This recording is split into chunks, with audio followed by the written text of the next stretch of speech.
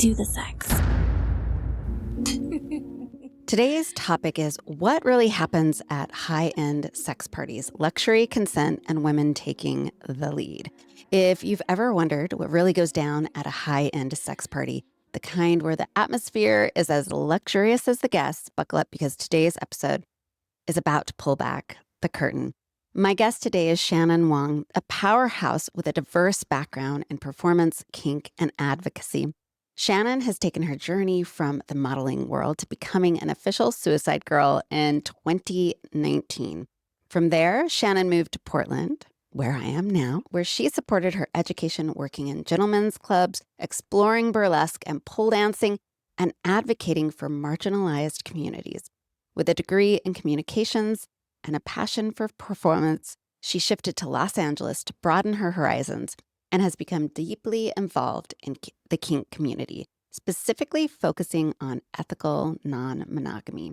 These days, Shannon's focused on working with female-owned sex-positive spaces while continuing her advocacy and education efforts. She's also starred in Soulmate, a play celebrating alternative lifestyles and offering a safe space for those often left on the fringes. And if that weren't impressive enough, she's also been featured in Boudoir magazine in 2024. I am going to introduce Shannon to you in just one moment. But before we dive in, folks, I want to remind you that I'm over on OnlyFans, where I am sharing my intimacy and sex how-tos and demonstrations, along with audio-guided self-pleasure meditations and so much more, all in an effort to help you improve your intimate life. You can also find me on Substack, where I am doing the same. You can find me in both places under my handle at TalkSexWithAnnette. Of course, you can scroll down where you will find all the links to the places where you want to find me. But for now, welcome, Shannon. I would love to give you an opportunity to introduce yourself to my listeners. Hey, sure. Thank you, Annette. My name is Shannon, and my stage name is Katana Jade. That is my SuicideGirl name, as well as usually my dancer name when I moonlight or frequent gentlemen's clubs. Yes, and actually I moved to Portland in 2011 and kind of began my career there dancing before I became a SuicideGirl. Being a SuicideGirl was actually always like my dream. During MySpace days, I saw their site and I was just so empowered by like, wow, there are these alternative women who just look so different and they're so beautiful and they don't feel shy about their bodies. And I think that's really stems from my culture and where I came from. It kind of feels like it's a very, Chinese culture. It's just such an old culture of like just roots and roots of history. And in that can be very male dominating. There are these unspoken truths about being born a woman, that you're born and you must listen and serve your father. And then you must listen and serve your husband. And when your husband passes away, you must listen and serve your eldest son. So being born into a culture that is in that way and being born American, I really struggled with my identity because I would go back to China sometimes with my parents and I would feel like an outsider. But I was born in Hawaii and I didn't really feel Hawaiian necessarily, but culturally, that's what I connected most with. And then coming out to Portland, Oregon, or into the mainland United States, I wasn't white. So what could I be? Like, what could I identify with? And what I found that I really identified with was just alternative spaces. People who are different. That's how I felt. And that's what I stuck with. I think that led me into really digging in school. Like I was going to school for communications, but my favorite classes at Portland State University were the class on sex industry, the feminist classes, and like family communication and learning all of those things like that. I feel really empowered by the things that I'm learning here. I feel really empowered to own my body and to feel that it is mine. And I want to pursue dancing and just see how it goes. And here I am 12 years later, not really dancing anymore, but doing some other stuff. And actually, I'm making my way back around performing. So I'm excited to share more. Welcome and thank you for sharing that. Yeah, it is a journey for women in general to start to feel empowered in their own sexuality. I talk about that a lot here, but specifically, you have a unique journey here that encompasses like a different culture and then dealing with, not being white in America, which maybe we need to start listening to women about their experiences with that in America. So I appreciate you being open to sharing that unique journey with me and my listeners. And I'm excited to hear about your inside view into the high end sex parties and sex spaces that are led by women. So, listeners, I know a lot of you are curious about sex parties, what's it all about. There are a whole bunch of myths and today you are going to learn what it's really all about. And by the end of this podcast, maybe you'll know what to do if you want to check them out yourselves. Like you want to dip your toe in the water, maybe put it on one of your New Year's bucket lists, right? So stay tuned. By the end of this, we're going to have it mapped out for you. So, yeah, let's dive in and let's talk about luxury sex parties. All right. Cheers. Cheers. What is a sex party? And how does a high end luxury sex party differ from maybe your average sex party? I'm sure a lot of my listeners have been to neither. So if you could just give us that baseline info, I'd appreciate Yeah, it. sure. I've been to so many different kinds of sex parties recently, especially recently. But I would say the thing that might really differ is really the atmosphere and performance based arts that take place in a high end sex party. So I work with Elena Krail. She is a wonderful woman from Ukraine, and she is married to somebody who owns a hedge fund. And so this is kind of where my journey began with these like luxury parties is with her and the business that she wanted to start. So I guess that would be really the main difference is like exactly, the type of venue that it's at, as well as like the types of performances that are taking place or the types of atmosphere models that we hire to make this space a beautiful space, as well as the type of production. The level of production is like something that is very different at high end sex parties. Like we would hire people who did lighting at Disney to light our entire mansion, and we would hire like synchronized swimmers to like open the act like it's like Great Gatsby. And so that's really, really different from, people wanting to throw a sex party in their home with their friends or with their community. Right. So let's talk about just like sex parties in general. There's an idea that you walk into a sex party and there's just sex happening everywhere immediately. I mean, I think that that's kind of the vision that some people who have watched porn and only seen sex parties there. So, can you talk about what a sex party really looks like? And then clearly you're talking about a next level sex party where it's an event with performances that are taking place and where things are carefully curated to create a very specific experience. But let's start with the basic sex party experience. Yeah. So my friends, I have a lot of friends in the lifestyle. Lifestyle is the word we use. The lifestyle community. And yeah, normally, I mean, if it's a small group of people, usually it could sometimes be a dinner. The whole walking into a room and everyone's having sex, like unless you're walking in at 3 a.m., it's completely a myth. Nobody starts a sex party that way. I mean, it doesn't usually start that way. It's usually like a small party, a small group having dinner together, getting to know each other, and then it's like it's open-ended to know that this sex will happen. It's not always this way, but sometimes it's a two-story home. So it's like the downstairs part is like where you begin, the upstairs is like where people are having sex. And that way there's separate spaces so that people feel safe and comfortable with what they're doing. This is how they should organize it, or that's how they would best organize it. So that there's a separation in space for people who are having sex versus people who don't necessarily want to get involved in it. It's like Sometimes people have like a cuddle room, a cuddle tent, something set up like that. Is sex expected when you go to a sex party? Meaning, if you are going, is there an expectation that you will put out, so to Right. speak? So, no, I don't believe so. I mean, I think that it's assumed that everybody wants to have sex, but it's not an expectation ever of anyone.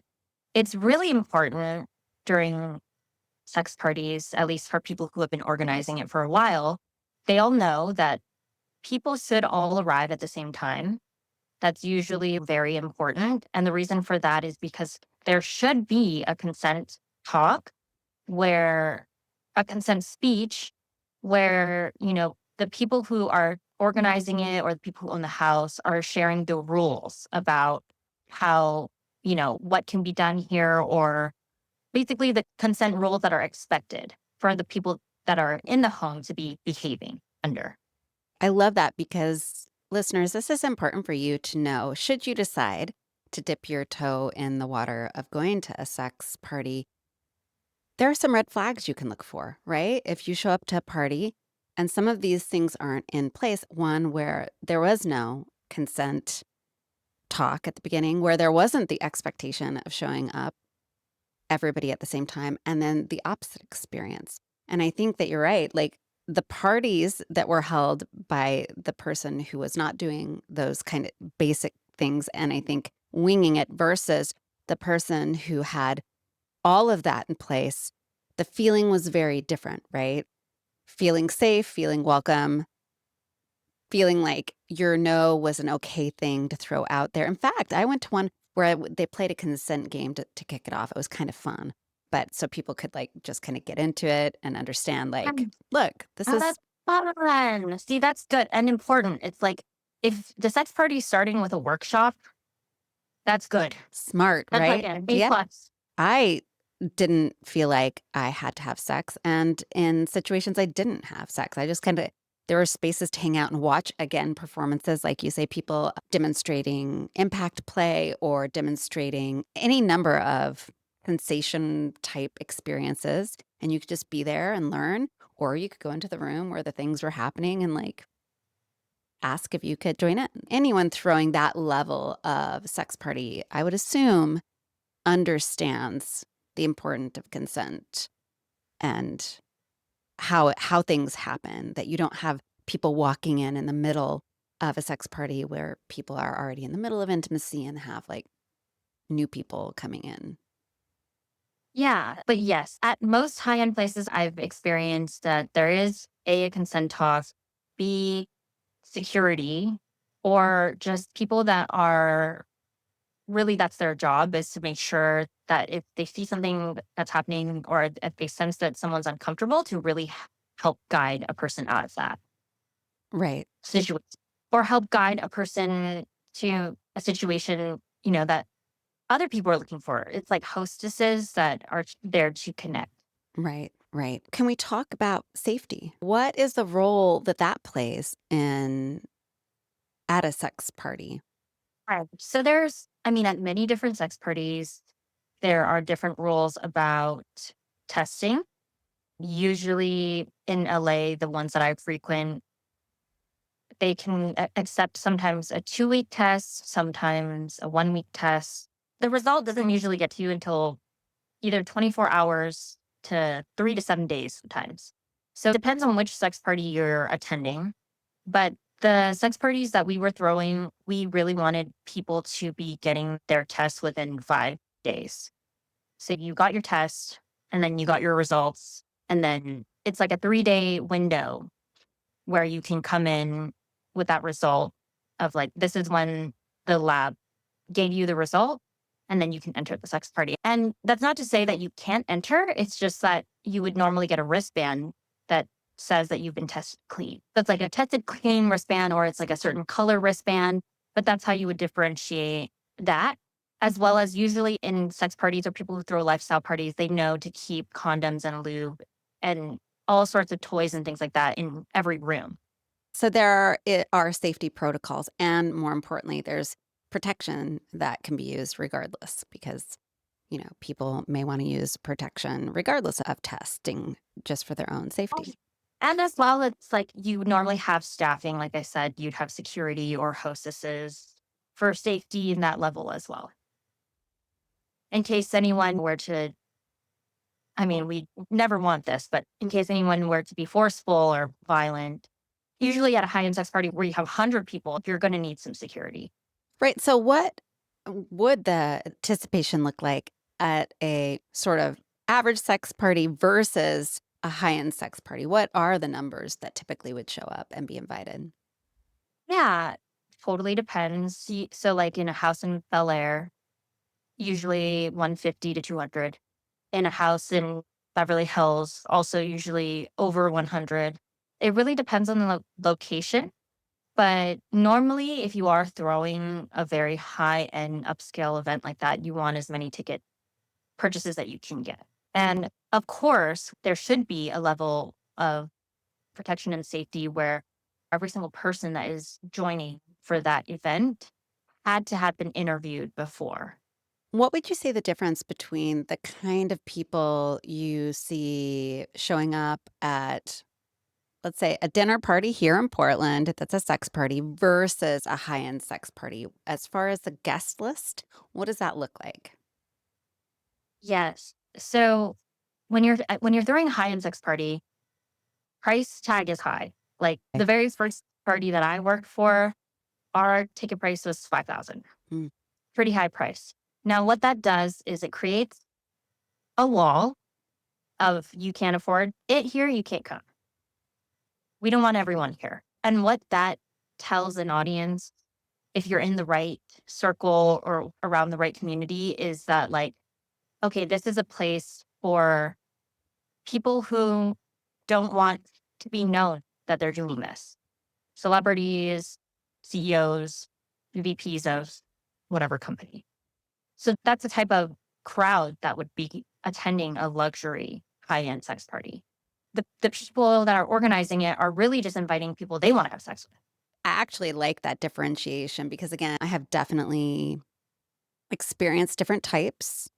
And I think the experience where you are going into a sex party where the hosts are sort of looking out for their own needs and like what they want to experience versus being in a space where the host is trying to curate something that's there for everybody, right? There's not this hierarchy situation. It's more like we are providing a space so that the people that we invite can all find what and experience what they need and want to. I think the level of safety, when meaning whether safety is physical safety or sexual safety or identity safety, Yeah. is going to be a lot different when that price tag goes up, right?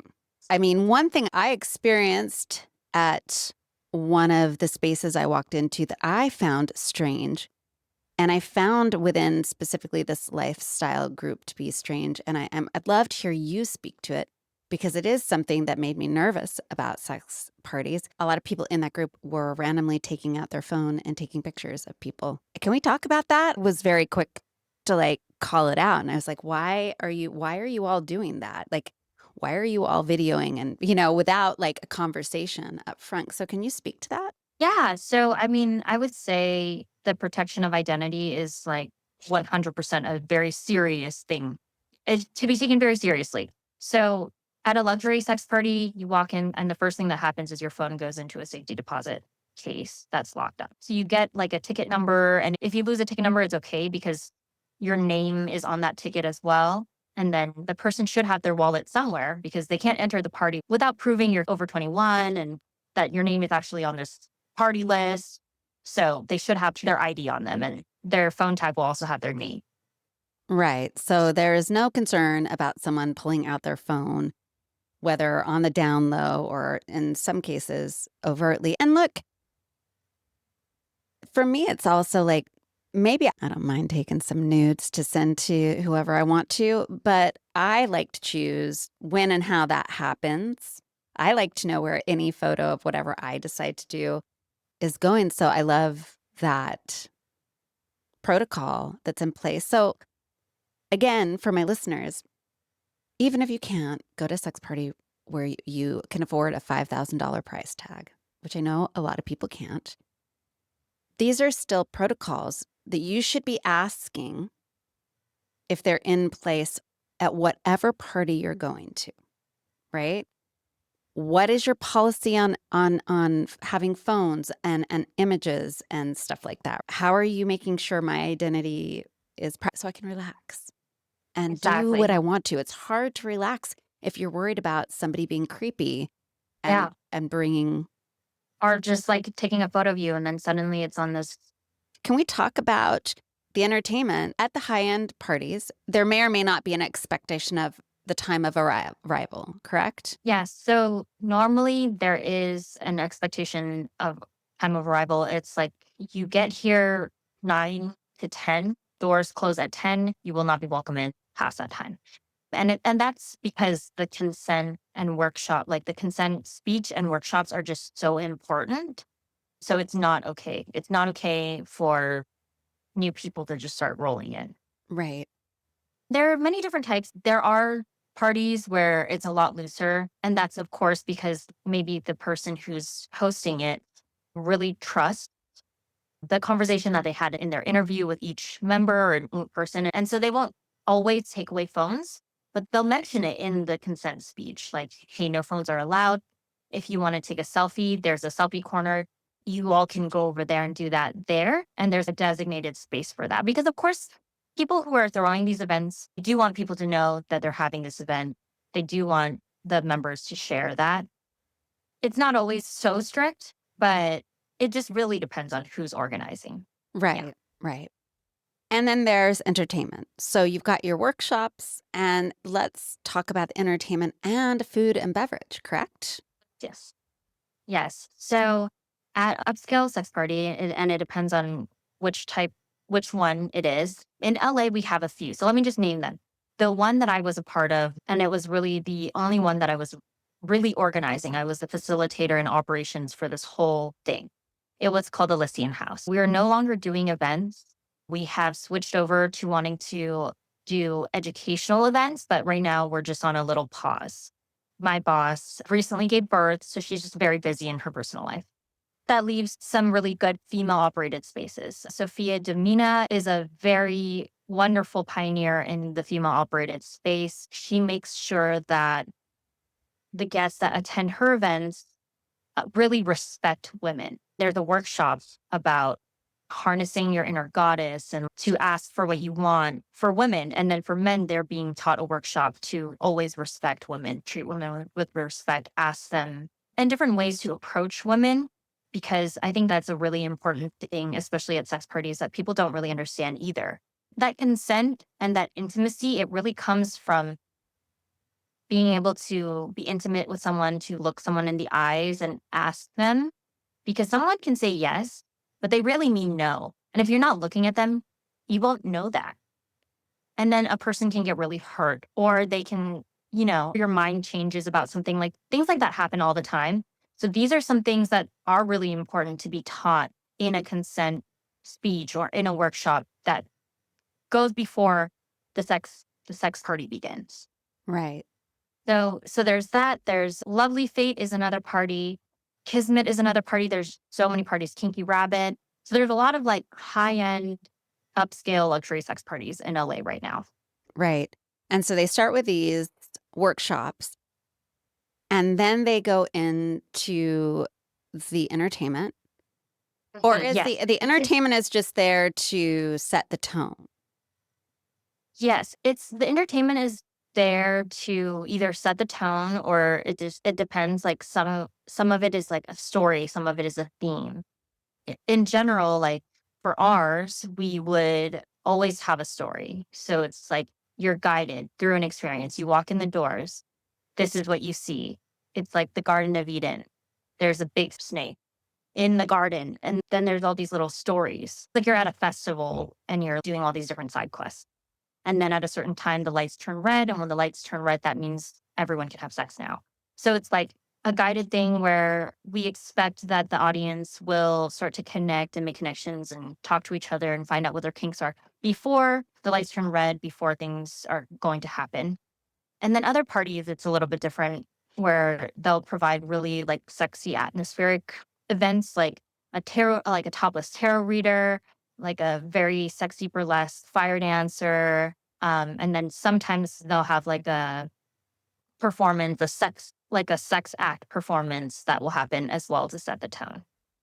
Or other events. There's other things. There's kissing booths sometimes. Like I've been to so many. I forgot to mention there's another party called The Play as well, and they do very fantastic events. That sounds amazing. That sounds It's fun. awesome. And it's lifestyle and like knowing like, okay, these are the different parties that do this and that to get a different experience. I think there is an idea also that these spaces are dominated by horny men who want to get fucked. But you Yeah. mentioned that the reality is there are some of these spaces are actually created by powerful women. So I would love for you to speak to the reality and the difference between a space that's created by a guy or led by a guy and these spaces that are now being created by women. So I think that in the world of sex work in general, there's always the creepy dude that just wants to be around all these beautiful women, like always. I mean, every gentleman's club that I've worked at so far. And then there's that with the sex clubs too. The difference, I mean, it feels starkly different. Like to feel respected, with your wands, to feel really safe is so important for us women. If the women aren't feeling safe, like it's just not really a vibe. It's just not a good vibe. And so I think that yeah, it's just very starkly different. Like sometimes the way that us as performers, we get spoken to about the expectations, it's feel really, really different. And I'm not saying that that's for all spaces. Like I'm not saying all men who run sex clubs are this way. But in general, there is a huge difference. Like when it's run and operated by a woman, that person really cares about the safety and the feelings that each of the women in the party are having. In the woman owned and run and created spaces, there's a deeper understanding of what women need to feel safe and sexy. If you want to get us in the mood, we have to feel safe. That is key. Like, I would say that the type of entertainment, normally, if it's female operated, it's so burlesque. It's very beautiful, like, very respecting and praising the goddess women. And sometimes in the male operated spaces, it's very just like, this is the performance. There's a girl. She's getting Eiffel Towered by these two dudes. And it's not necessarily empowering. But yeah, it's That overtly just like sex, sex, sex instead of seduction. And I think that makes sense to me because as a sex coach and an intimacy coach, one of the things I talk about a lot is, oftentimes men are just more sexual, like they're turned on by immediate, like visualizing the most graphic sexual thing.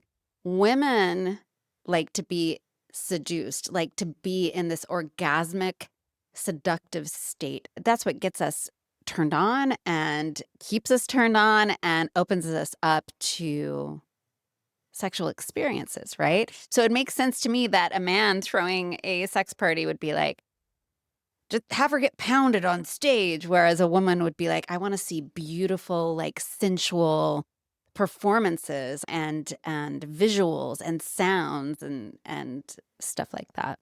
Speaking on that too, I want to mention that I've been retired from dancing for the past 2 years. Of course, I've moonlit, which is maybe once a year, where I'll do like a little, okay, I'm going to do it. Katana Jade is getting on the poles.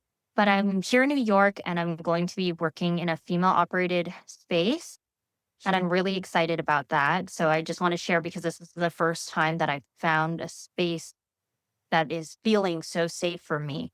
So I do want to share that that is a thing. It's called the Rosewood Theater. And it's the venue where they filmed Honora. So it's technically a lap dance party, but there are performers, and I'm hoping that I can be a performer there, and I'm excited to come out of my retirement and just do the thing again. Do the whole spinning on the pole, do the performance. I feel really, really safe in that. And empowered, I would imagine. Yeah, yeah, definitely. I think that truly sexually empowered women want to empower other women, want to Mhm. share that like knowledge and experience and gift with other women because we know that when women are sexually empowered, they're safer, but also sexually empowered women tend to be girls, right? Meaning we Mm, have each other's yes. back. We aren't competing against each other, we're competing for each other, right? And we know that the more women that are kind of in the same mind frame and powerful energy that we are, then the more that becomes accessible to other women and the more power we have as a collective. So I could imagine being in a sexual space that is run by a sexually empowered, strong woman is going to feel a lot better to the women who are working her venue. I was speaking with some of the dancers and performers there, and they were telling me, yes. So, I left Sapphire where I was working in New York, and I just feel so much better here. It's like really safe. I don't feel disrespected by the people in management. I don't feel disrespected by the men that come in here because when it is a dominant female energy that is operating the space, it's like they're really careful of who they're letting in as well. Right. So it's another point of like in these really, really well operated spaces, there's like some type of interview process, there's some type of trust. In And order if to that become trust is broken, then that person is removed. right. So, because some of them are member based, correct? Yes, yes. Yeah. So you're buying a membership, you're being vetted, and the women who are working there or attending, if we're talking about parties, know that the men that are there have been checked out and meet a certain criteria. And I mean, there are some great guys out there who are respectful and they want to be in spaces that empower women. Most of, the men in my life don't want to be the creepy guy in the room, right? Want to understand what makes women feel safe and turned on, right? Nobody in my life, of course, I vet from men who are friends to men I've dated, wants to be the creepy dude in the room. But they appreciate like going through a process to make sure that their idea of how to interact is appropriate. For my listeners who are here right now and they're like, okay, sex party sounds fun. And they're like, I want that experience. How would one go about getting on an invite list or getting to go to a party like this? Yeah. So usually, there's like it's if people are throwing a party, sometimes it's word of mouth, sometimes they're putting an ad out there. But if there's a website, you just go to the sign up, sign me up, and then there will be like some type of form that you fill out, and then you'll get a phone call and you'll be interviewed that way. But I know Portland has, is it club? Is it Pravada? Pravada is, it's not definitely at the level of what you're talking about. And I've been to Pravada many times, but it is membership based. You can sign up for a membership, but you can also just go and pay to get in for a night. So there's spaces like that.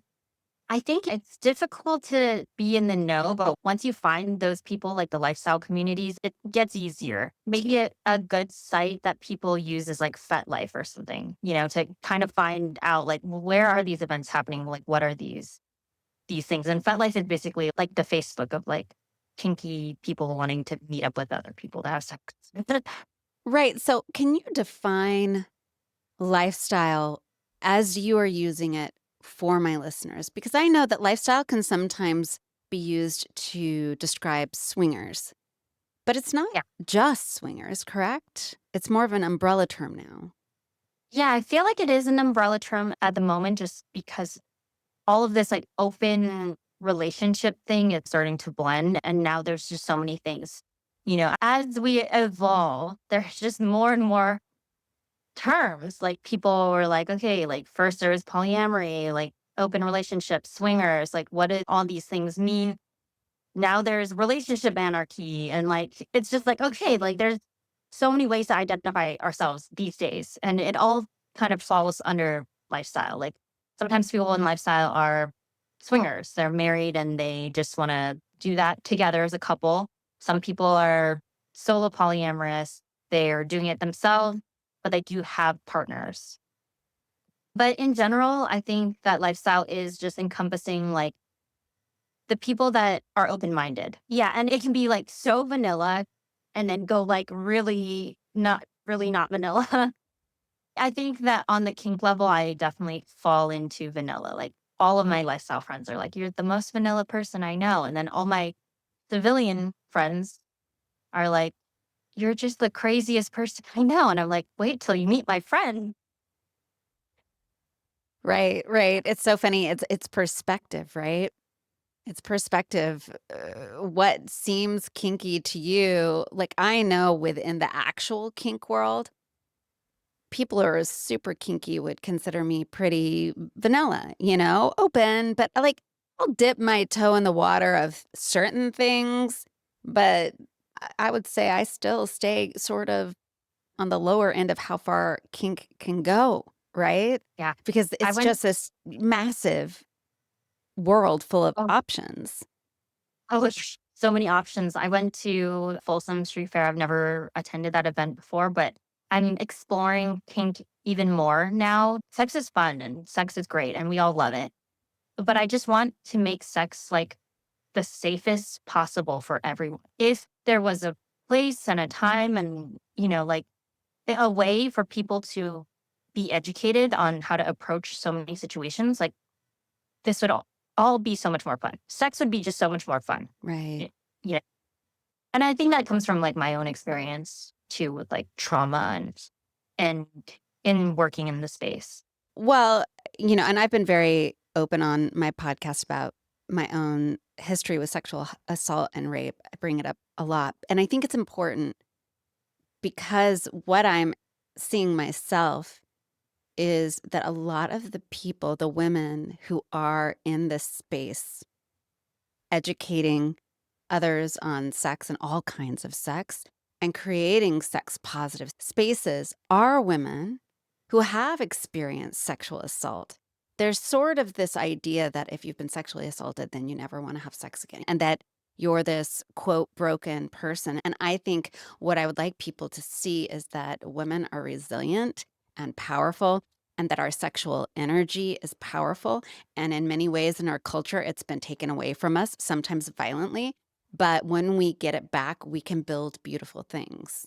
And sex is supposed to be a beautiful thing, right? And a fun thing and a pleasure filled thing that nourishes your body and your mind and your spirit. And the people who I think are on the forefront of that and bringing that back into hopefully eventually the norm in our society are women, and women who have experienced the ugly side of sex when it's weaponized and used against us. So I agree with you 100%. It will be nice if there ever comes a day when we can stop hearing stories of women being assaulted. And I think the other thing you brought up, this has again come up as a theme in my podcast a lot. Sometimes a yes isn't a yes. And I love that you brought up workshops to educate people around that, because sometimes men don't know that. They get the yes and they think it's a yes because they don't know how to read what's really going on. And then women experience trauma by following through with something they didn't want to do in the first place. So it's great to have women creating spaces for sex parties and sexual pleasure, but leading those with education to help that be a better experience. I would like you to tell my listeners, what is the age range on these parties? As young as like 21 to sometimes people even in their 60s, like in general, it's a very wide range of people that want to come. Like somehow like some really young women just want to experience Mhm. all sorts of things. So many people have so many different kinks. And then some people that attend are like married couples that, are looking to swing with other married couples. Right. So it really spans the age Mhm. range. People don't don't count yourself out if you're in your 40s, 50s, and 60s. I would Yeah. say here in Portland, Pravada, I see mostly maybe mid-30s and up. It does seem like, probably different venues also draw different people. Yeah, definitely. It just, again, always depends on the people hosting it and then what their like advertising kind of is. Yeah. So, for people who are interested in the sex party experience, and maybe like the dream is to eventually end up at one of these high-end sex parties, luxury sex parties, can you leave my listeners with like, where do they get started? For a person that's kind of dipping their toe into sex parties, like locally, I would say that usually people would post that they're throwing events on the Set Life website. That's usually where you'd easily be able to find out, like, is something going on? And then from that, you'll be able to really meet like the organizers. It's really important that you introduce yourself to the organizers because then you'll find out about more of the events that are going on. And that's really how, for me, I started up on the very top, like the most expensive sex party you can go to now always attending all the free events. And it does get more difficult, like, to go to private events if it's not you hosting it or your friends hosting it, because it's like that usually that type of crowd, it's like we're not really selling tickets, we're just, like, inviting who we want to sleep with. Right. So, I would say the best way to look for that if you're looking for that is to maybe see if there's anything going on FetLife. Sometimes Reddit communities will, speak about like this is a fun event and attend those events. So there's like the kinky events that they have in Seattle and Portland. They have like the really, really big ones. Always like see if there is some type of kinky event happening, trade shows, things like that. What about Um, starting out at a sex club? yes, I would say so. That too. So it's just like find your local, like where it's happening or what's going on. And then you'll be able to either get invited to a party or you can ask about if there's any events happening. But also just speaking to organizers of this space and they can always let you know. If you become friends with them, they'll tell you like, oh yeah, like so and so's having a dinner party, Mhm. like and then have that kind of uh trade off of like, oh, I would really like to go, like, can you get me in? And it is all usually very vetted. Right. So that's how you would start as like a person who doesn't know anything. And things to look for in a good sex party experience, maybe questions to ask before deciding to go so that you know that you're going to an ethical, safe event. It's always good to ask if they're requiring testing. That's a good place to start. Are they requiring testing? Are they providing it? Because at least if they're not providing condoms and protection in that way, that you can at least bring your own. So that's always a good thing to be aware of. I would definitely ask if there's a cell phone policy. Uh, If worried about that. But let's ask. I mean, not everyone's worried. Some people right. are they want to do it. Right. I mean, anything that's important to you for you to relax and feel safe and feel good, ask that information up front. I think it's also a good sign if they're giving a lot of that information up front because transparency is, sexy.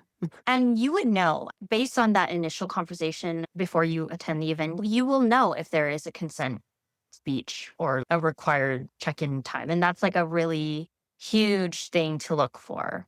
Like even at festivals these days, like there's like a consent thing in the porta potty.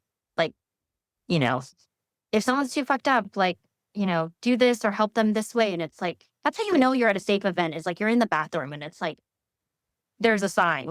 Right, right. Like, it's very upfront when it's, like, a safe space. Like, they're usually very upfront.